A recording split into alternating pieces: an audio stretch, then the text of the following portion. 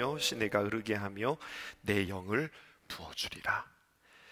오늘 이사야서의 말씀은 조금 무겁게 시작되었습니다. 이스라엘의 죄악들로 인하여서 하나님께서 마치 내가 무거운 짐을 짊은 것 같다라고 한 것처럼 그렇게 주님께서 괴로워하세요.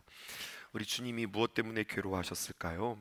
오늘 43장 25절 이하의 본문으로 우리가 본문 제목 삼았는데 24절 함께 보실까요? 이렇게 기록되어 있습니다. 너는 나를 위하여 돈으로 향품을 사지 아니하며 희생의 기름으로 나를 흡족하게 하지 아니하고 내 죄의 짐으로 나를 수고롭게 하며 내 죄악으로 나를 괴롭게 하였느니라. 이렇게 말씀하고 계세요. 좀 더 구체적으로 이스라엘 백성들이 하나님을 어떻게 괴롭게 했을까요? 하나님이 뭐가 괴로웠을까요? 이스라엘 백성들은 하나님 앞에 열심히 예배 드리는 것으로 하나님을 괴롭게 했습니다. 그들이 하나님 앞에 열심히 예배를 드렸어요. 아니, 열심히 예배를 드렸는데 왜 그게 하나님 앞에 괴로울까요? 이유가 있습니다. 결국 그렇게 그들이 하나님께 예배 드리는 것은 하나님을 섬기려고 하는 것이 아니라 그렇게 많이 예배를 드리면서 하나님을 조종하려고 그랬어요. 하나님을 써먹으려고 그랬다고요. 그들의 예배는 하나님을 자신의 삶의 자리로 초청하는 것이 아니라 열심히 예배를 드리면서 결국에는 역설적으로 하나님을 제외시켜 버리는 겁니다.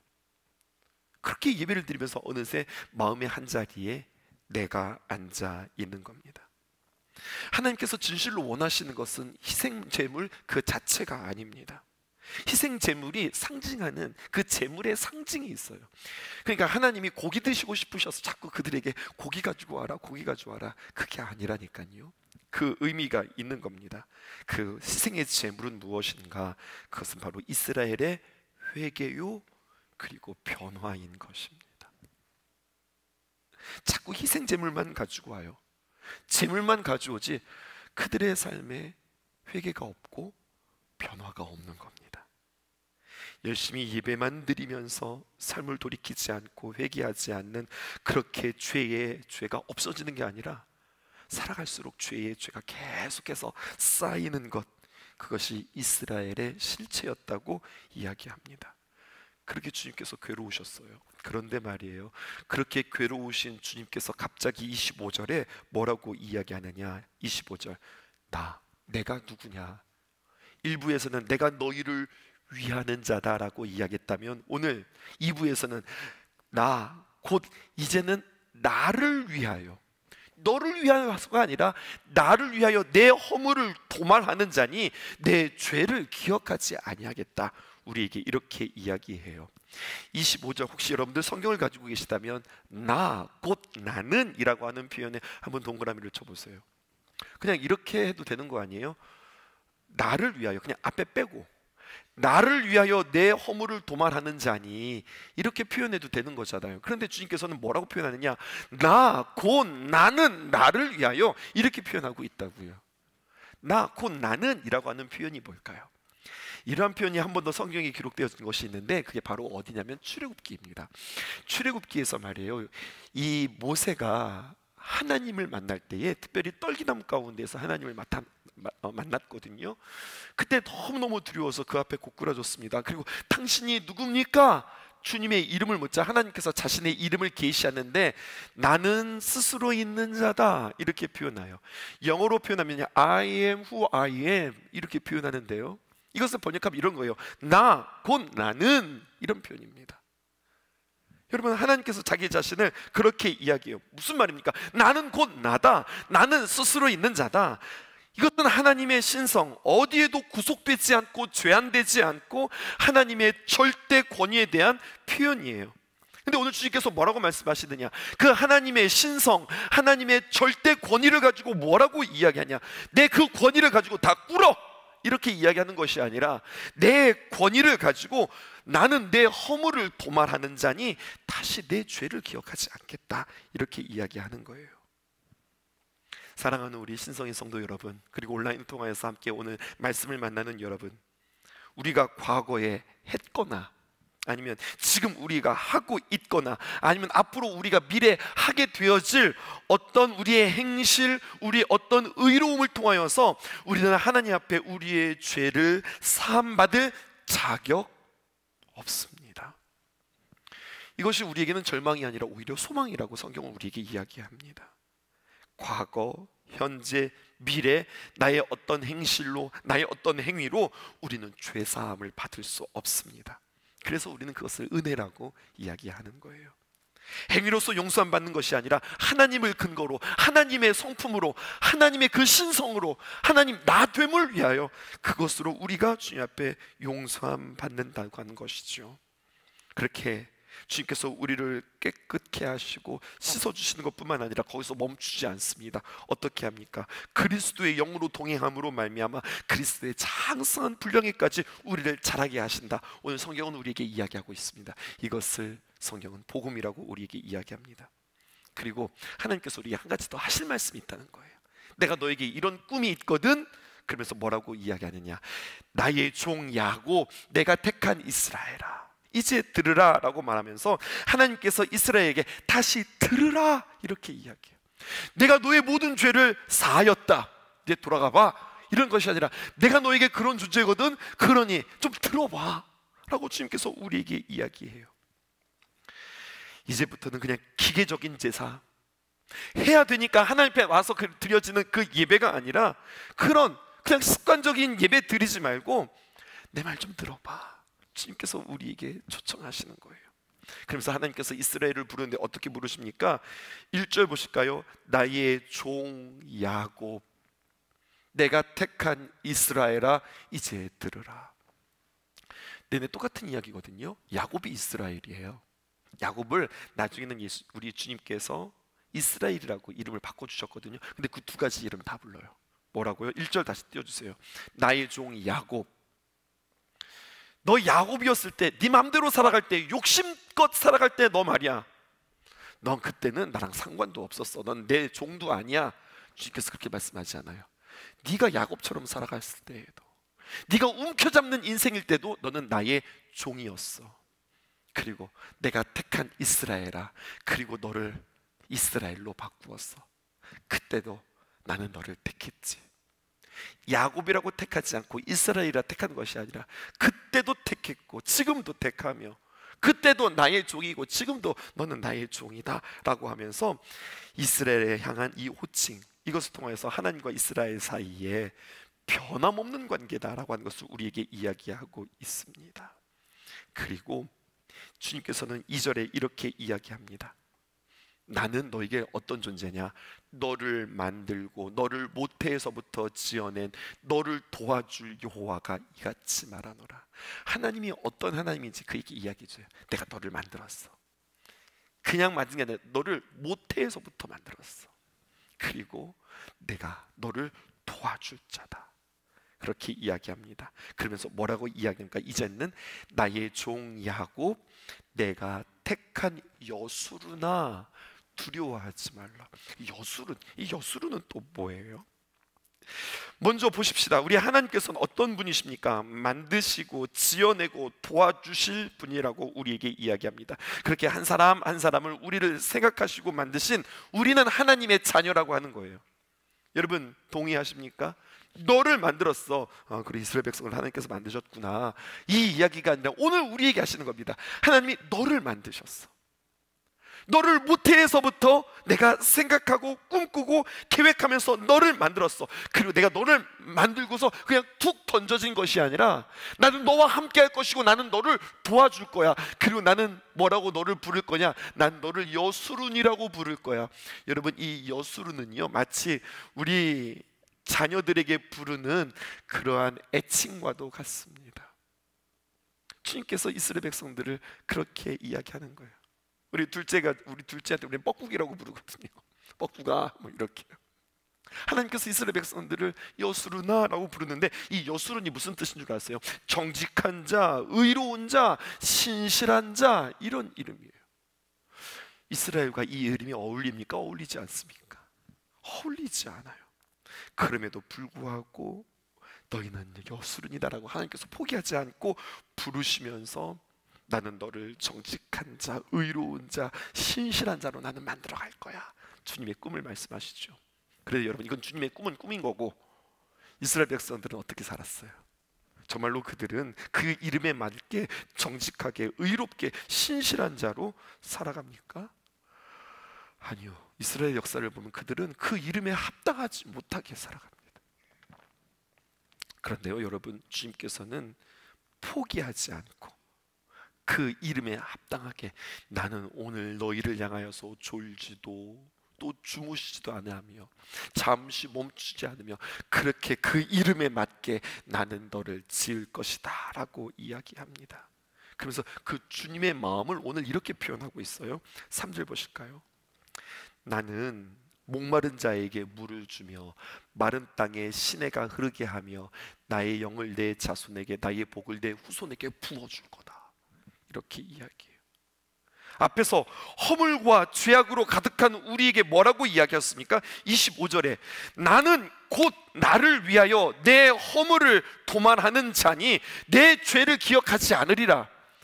너의 죄를 내가 씻는 자야 라고 말씀하시면서 더 적극적으로 뭐라고 이야기하시냐면, 다시 한번 3절, 나는 목마른 자에게 물을 주며 마른 땅에게 시내가 흐르게 하며 나의 영을 내 자손에게 나의 복을 내 후손에게 부어주리니 4절에 그들이 풀 가운데에서 솟아나기를 시냇가에 버들같이 할 것이다. 이게 주님의 꿈이라고 이야기해요. 너 목마르니? 목마르구나. 내가 너에게 목마른 그 목마름을 해결해 줄게. 단순히 물만 주시는 것이 아니라, 물을 공급하는 정도에서 끝나는 것이 아니라 마른 시내가 흐를 것을 약속해 주세요. 단지 우리 육체 눈에 보이는 것만 해결해 주시는 것뿐만 아니라 눈에 보이지 않는 복을 더하여서 나의 영을 너의 자손에게, 나의 복을 내 후손에게 부어줄 것이다. 이렇게 말씀해 주시는 거예요. 자격 없는 우리에게, 여수른 같지 않은 우리에게, 우리는 그냥 야곱 같은 우리인데, 베드로로 이야기하면 우리는 그냥 시몬과 같은 우리인데, 주님께서는 포기하지 않고 계속해서 도와줄 거야, 공급해 줄 거야. 물뿐만 아니야, 난 너에게 시내를 만들어 줄 거야. 이 육체뿐만 아니라 난 너에게 영을 부어 줄 거야 하면서 계속해서 너에게 복을 줄 것이라고 말씀해 주시니, 여러분 어떠세요? 듣기만 해도 좋으시지요? 근데 여러분, 오늘 주님께서 우리에게 이렇게 주신단다, 내가 자격이 없음에도 불구하고 나에게 이렇게 주신단다, 이것만 기억하는 것이 아니라 주님의 그 사랑 앞에 우리가 한 가지 더 기억해야 할 것이 있어요. 주님께서 뭐라고 말씀하셨어요? 오늘 이사야서의 말씀을 쭉 걸어가면서 내가 너에게 너의 죄를 다 용서할 거야 한 다음에 하셨던 하나님의 말씀 한 가지 기억나세요? 들으라, 들어봐봐. 이게 뭡니까? 하나님께서 그냥 우리의 죄를 용서해 주시고 끝, 이게 아니라 그렇게 주님과 우리의 귀한 마음, 교제, 사귐으로 주님께서 우리를 초청하고 계시다고 하는 사실이에요. 예수님은 우리의 모든 죄를 다 씻으셨다. 여러분 이것만 기억하지 않기를 바라요. 그 모든 죄를 씻기 위하여 대가를 치르셨다. 이것을 아셔야 합니다. 예수님의 그 보혈의 피, 우리는 너무너무 감사하고 그 보혈의 공로를 의지하며 주님 앞에 나가는데, 주님의 보혈로 내가 씻음 받았습니다, 이것만 아는 것이 아니라 그 보혈을 주시기 위해서 주님께서 값을 치르셨다는 거예요. 책임을 지셨다는 거예요. 여러분 이건 우리가 놓치고 살아가기 너무 쉬운 것 같아요. 그러니까 주님이니까 용서해 주시지, 주님이니까 사하여 주시지, 주님 앞에 나아가면 언제나 우리를 새롭게 해주시지, 이렇게만 알지 주님께서 우리에게 치르신 그 값에 대해서 잘 알지 못하는 거예요. 오늘 그림 하나 가지고 왔습니다. 에드와르 마네의 오기스트 마네 부부라고 하는 그림인데요, 여러분 이 마네가 자신의 아버지와 어머니의 초상화를 그린 그림이에요. 잘 보이실까요? 아마 옷차림을 보니까 이 그림을 그릴 때는 추운 겨울인 것 같아요. 아버지는 추웠는지 옷 안에 손을 찔러 놓고 있고 어머니는 장갑 같은 것들을 끼고 계세요. 아버지의 이름은 오기스트 마네였습니다. 그림에 보듯 아버지가 자상해 보이세요? 아니면 근엄해 보이세요? 얼굴이 근엄해 보이죠. 그도 그럴 것이, 아버지는요 법대 출신의 그의 직업이 판사였답니다. 그리고 그 지역에서 대지주의 권위를 가지고 있었고 그 지역에서 유지였죠. 이 오기스트 마네의 아버지, 그러니까 이 오기스트 마네의 아버지, 그러니까 마네에게는 할아버지겠죠. 그 할아버지 되시는 분 또한 법대 출신이셨대요. 그러니까 이 가문은 법대 출신 가문이에요. 이 가문의 분위기가 상상되시죠? 할아버지도 법대 출신, 아버지도 법대 출신의 판사. 그런데 이런 가문의 아들은 꿈이 있는데 무슨 꿈을 가지고 있느냐? 그림을 그리겠다고 그러는 거예요. 오늘날에는 어떤 직업에 귀천이 없지만 옛날만 하더라도 그림을 그린다고? 그럼 이것을 되게 천하게 여겼잖아요. 옛날 어른들은요, 그림 그리는 그 화가들을 함부로 이야기하면서 뭐라고 그냥 환쟁이라고 그렇게 이야기했어요. 환쟁이, 그림 그리는 사람. 집안의 분위기가 상상되시죠? 당연히 반대하죠. 그 반대는 불을 보듯 뻔합니다. 뻔히 야상되었을 정말로 실제로 이 마네는요, 그림 그리는 것에 많은 어려움이 있었대요. 참 힘들었대요. 누구도 인정해주지 않았대요. 그런데 이 마네의 재능을 인정해주고 또 마네의 그 가치를, 그리고 그의 꿈을 존중해준 사람이 있었으니 그가 바로 누구냐? 마네의 엄마였답니다. 유일하게 그를 응원해준 사람이었대요.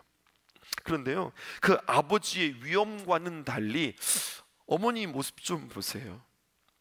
그 아버지의 위엄과는 달리 어머니는 그 집의 마나님이 아닌 어찌 보면 무슨 밧줄부처럼 보입니다. 게다가 움푹 파인 눈은 더 그러해 보입니다. 나이 차이가 있대요. 오기스트 마네가 34살이 되었을 때, 그러니까 마네의 아버지가 결혼할 때에 34살에 결혼했는데 그때 엄마 나이는 20살이었대요. 그러니까 나이 차이가 14살이면요 띠동갑하고서도 2살 차이가 더 나는 거예요. 이런 결혼이 있었던 겁니다. 아내로 맞이했지만 이 아내가 어리다는 이유로 몸종 부리듯 그렇게 아내를 함부로 대했답니다. 결혼한 뒤에는요, 남편에게 쥐어 살면서 아무 말도 하지 못하고 살았지만 세월이 좀 지났어요. 세월이 지나고 나니까 이게 상황이 좀 역전된 느낌인 것 같습니다. 남편이 늙어서 이제 점점 약해지는 것 같고요, 젊은 아내는 세월이 지나 이제는 점점 약해지는 게 아니라 점점 세지는 것 같습니다.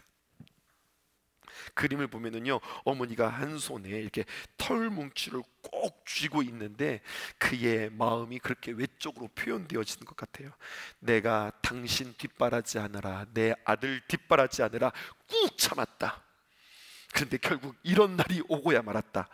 그렇게 소리 지르던 당신은 늙게 되었고 어렸던 나는 이제 쌩쌩하게 되었다. 오래 참았다.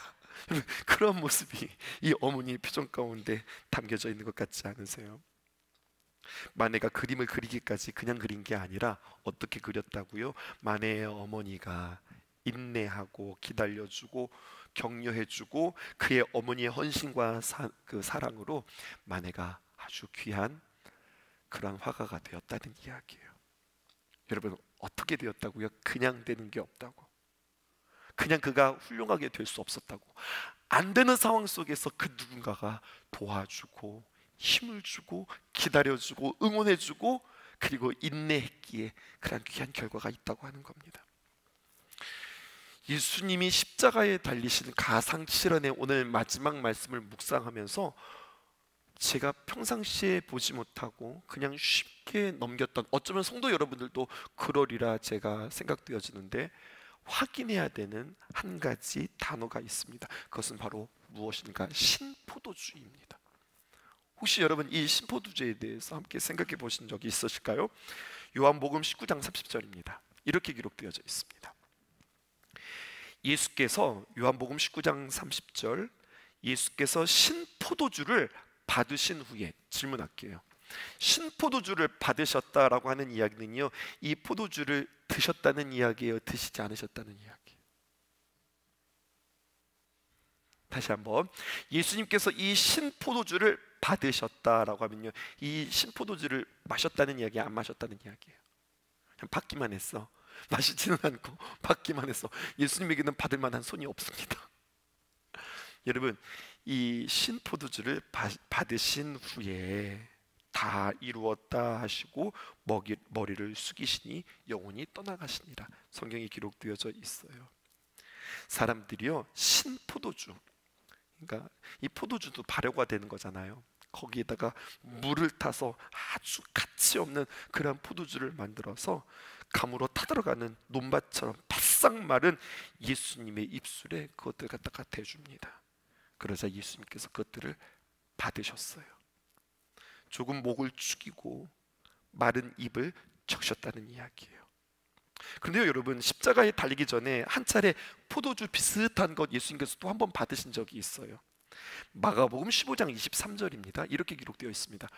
모략을 탄 포도주를 주었으나 이제는 예수님께서 받지 아니하셨느니라. 예수께서 받지 아니하시니라 그렇게 이야기했어요.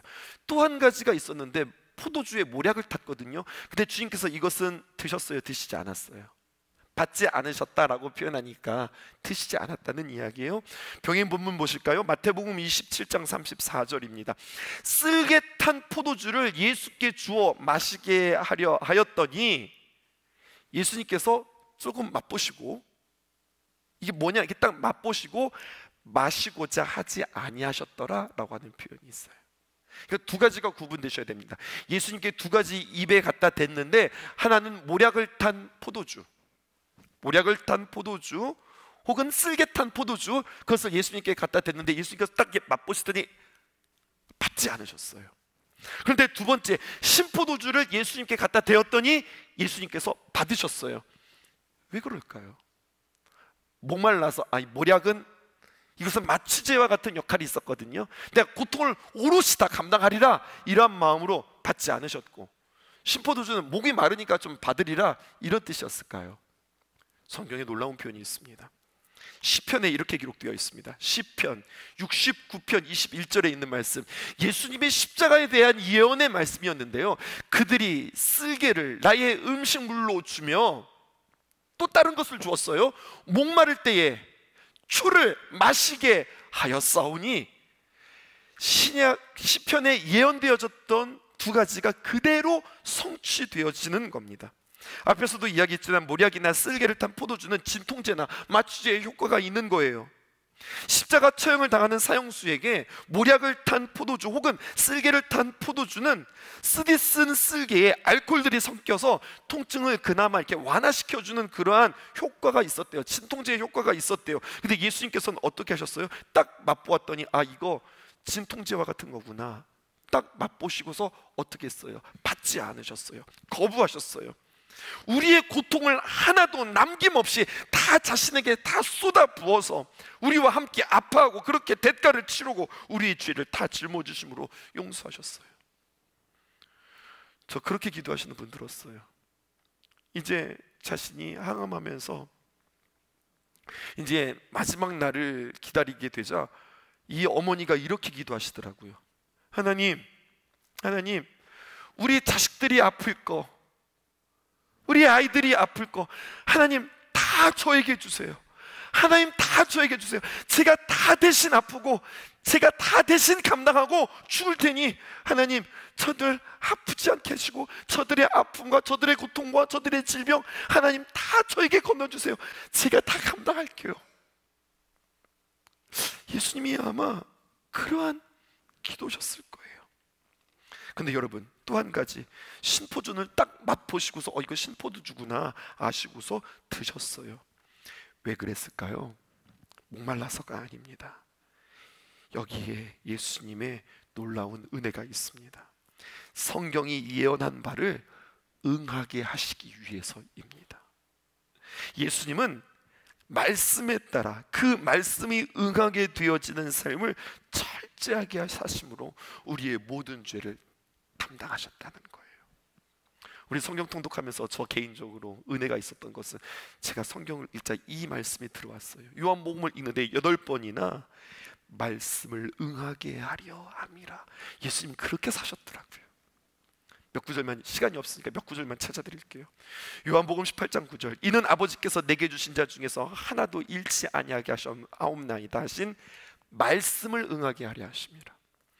요한복음 18장 32절, 이는 예수께서 자기가 어떤 죽음으로 죽을 것을 가리켜 하신 말씀을 응하게 하려 함이라. 요한복음 19장 28절, 그 후에 예수께서 모든 일이 이미 이루어진 줄 아시고 성경을 응하게 하려 하사 이르시되 내가 목마르다, 또 요한복음 19장 36절, 이 일이 일어난 것은 그 뼈가 하나도 꺾이지 아니하리라 한 성경을 응하게 하려 함이라. 요한복음 19장 30절, 예수께서 신포도주를 바신 후에 이르시되 다 이루었다 하시고 머리를 숙이니 영혼이 떠나가시니라. 예수님께서 마지막 순간까지 하나님께서 하셨던 그 말씀을 응하게 하기 위해서, 하나님의 예언의 말씀을 하나도 놓치지 않고 그 말씀이 그대로 이루어졌다, 신실하신 하나님의 귀한 말씀이 이렇게 이루어졌다, 이것을 표현하시기 위하여서 주님께서 그렇게 말씀을 응하시는 사건들을 우리에게 펼치시는 겁니다. 쓸개탄 포도주 드시지 않으셨다, 모든 고통, 한 오라기의 그 고통까지도 내가 너희들에게 주지 않고 내가 다 담당하리라. 성경의 말씀 한 자도 내가 놓치지 않고 그 말씀이 다 내게 응하게 하였다. 내가 너희들에게 온전한 구원자가 되기 위하여. 마신 포도주가 말씀을 이루기 위함이었다면 거부하신 쓸개탄 포도주는 고통에 오롯이 직면하기 위함이었습니다.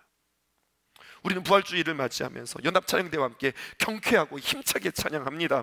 그 큰 일을 행하신 주께 영광, 이 세상을 사랑해 주오셨네, 우리를 사랑하신 주님을 찬양하며 기뻐합니다. 그런데요, 찬양이 쭉 진행되어지자 갑자기 밝은 장조에서 찬양이 어두운 단조로 바뀝니다. 그리고 분위기가 바뀝니다. 그리고 이렇게 찬양합니다. 우리의 죄악을 사하시려 그 십자가 형벌을 당하셨네. 그 보혈을 믿는 자에게 오 영생의 약속을 주시었네. 단조의 곡으로 차분하게, 그리고 우리는 슬프게 이 곡을 노래해요. 기억하십시다. 주님의 보혈을 주시기까지 인내하시고 값을 치르고 온전히 고난 당하시고 성경의 말씀에 응한 삶을 사셨습니다. 예수님의 고난, 예수님의 보혈이 그런 것이구나. 여러분, 여기서 멈추셔서는 안 됩니다. 나를 대신해서 짐승을 희생하시는 구약의 제사법이 이제는 종결되었어요. 그 후에 주님께서는 우리에게 이야기합니다. 내가 너를 위해 희생하고 인내하고 값을 치렀으니 이제는 내가 남을 위하여 희생하는 삶을 살지 않겠니? 주님께서 말씀하시는 거예요. 로마서 12장 1절에 있는 말씀, 너희 몸을 하나님이 기뻐하시는 거룩한 산제물로 드리라. 이제 희생 제물을 드리는 예배는 없어졌어요. 나를 대신해서 누군가를 희생시키는 그런 예배도 없습니다. 죽이거나 죽는 제물이 아니라 살아있고 살려내는 제물이 되는 하루하루의 삶이 하나님께서 기뻐하시는 제물이자 예배입니다. 제물 삼는 삶이 아니라 제물 되는 삶이 하나님이 기뻐하시는 삶이다. 부활주일의 두 번째 우리에게 주시는 주님의 귀한 메시지였습니다. 십자가를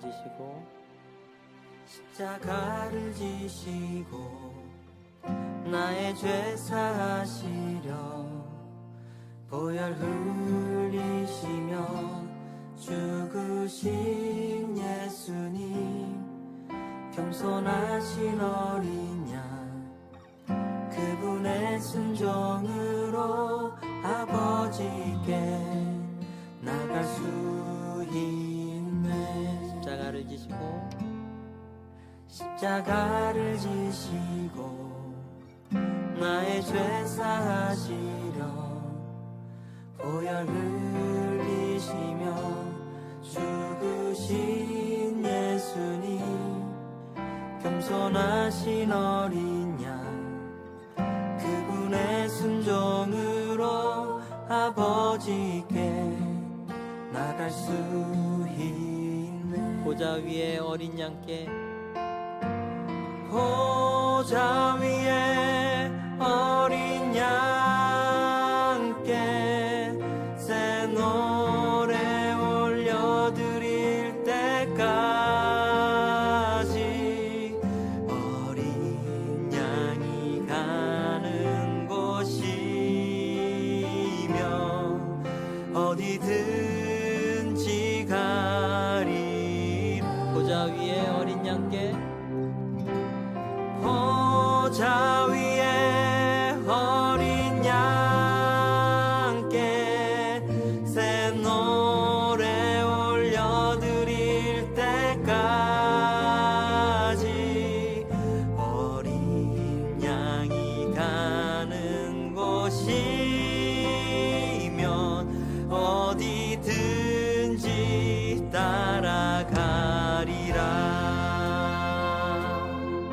어린 양이 가는 곳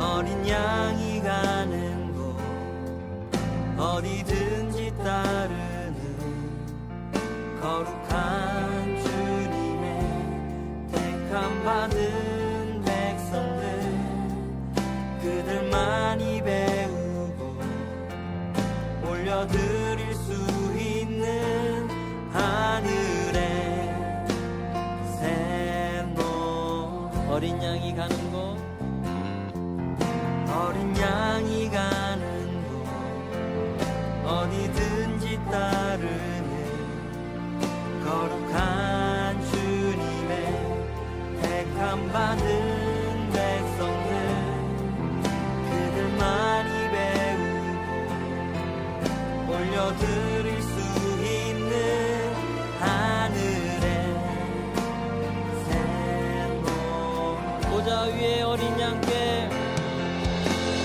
보좌 위에 어린 양께 새 노래 올려드릴 때까지 어린 양이 가는 곳이면 어디든지 가리 보좌 위에 어린 양께 보좌 위에 어린 양께 새 노래 올려드릴 때까지 어린 양이 가는 곳이면 어디든지 따라가리라 거친 광야와 거친 광야와 험한 산과 바다 그 어디라도 멸시와 정죄 말없이 지고 가신 겸손하신 예수 우리의 왕 되시니 보좌 위에 보좌 위에 어린 양께 새 노래 올려드릴 때까지 어린 양이 가는 곳이면 어디든지 가리 보좌 위에 어린 양께 보좌 위에 어린 양께 새 노래 올려드릴 때까지 어린 양이 가는 곳이면 어디든지 따라가 다시 한번 보좌 위에 어린 양께 보좌 위에 어린 양께 새 노래 올려드릴 때까지 어린 양이 가는 곳이면 어디든지 가리라 보좌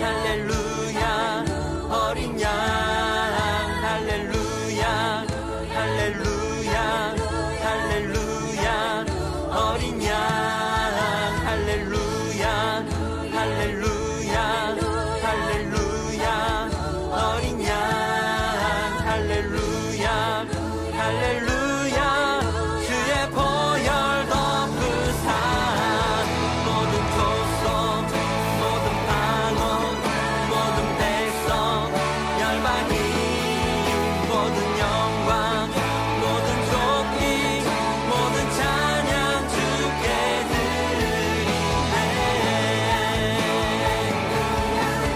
할렐루야 어린 양 할렐루야 할렐루야 주의 보혈 덮으사 모든 족속 모든 방언 모든 백성 열방이 모든 영광 모든 존귀 모든 찬양 주께 드리네 모든 찬양 주께 드리네 모든 찬양 주께 드리네 아멘. 주님 찬송받기 합당하십니다.